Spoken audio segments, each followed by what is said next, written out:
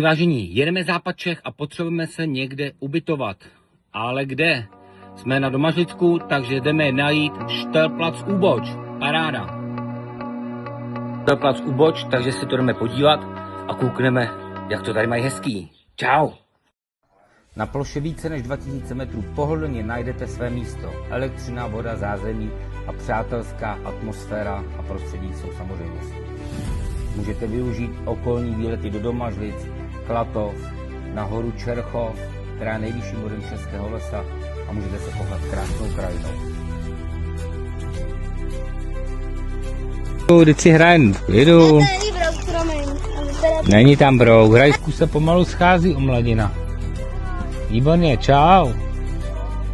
Štelplac Úboč, okres Domažlice, kousek mezi Klatovy, Plzeňský kraj. Těšíme se na vás a přijďte se podívat. Ahoj!